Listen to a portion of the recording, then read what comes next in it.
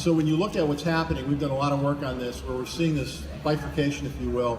High-end houses, multifamily, are doing really well, and then starter and step-up homes. And what I mean by step-up home is, you know, it might form a family, buy your starter home, and then the family expands and you go to a step-up home. Those houses haven't been doing as well in terms of construction. It's a hot market in terms of supply and demand. The demand is very high and the supply is limited. Why is that? Well, what's been happening in housing is that a lot of folks left the trades, so plumbers, electricians, carpenters, things like that, they all left the trades after the housing bubble burst. What happened was all the builders now are migrating to the bigger homes because that's where they can make more money. Eventually what you'll see is the starter step-up homes actually increase, and the supply will be out there. And that's part of the reason I think you're seeing what's happening on the consumer side and the commercial side of the industry, where the commercial business has been growing a lot.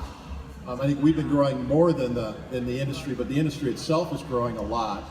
And then you see the consumer side, which the market just hasn't been growing much at all. In fact, I walked behind lawnmowers this last year, it was down.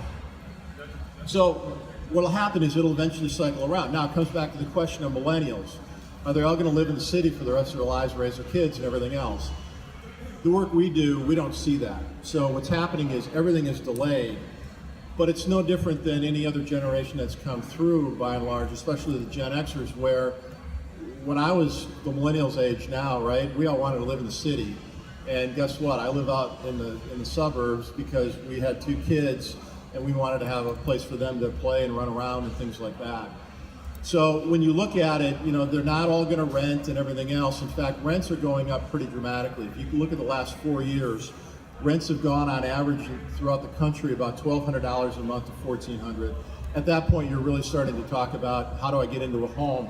But you got student debt as well. And so people paying down student debt, perhaps the bank's opening up credit a little bit more. We think you'll see millennials as they form households, and they have been forming households, but they've been renting because they need money for that down payment.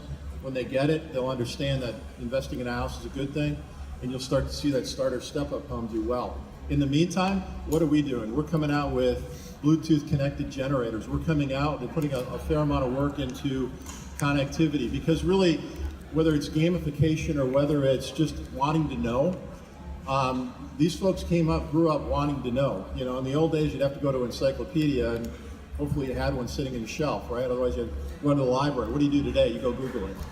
So it's one of those things where, as we think about how people interact with our product, ultimately what they want and how they're going to use our product, we're thinking a lot about it. So we see an opportunity, but we also see this delay in terms of the housing market, things like that.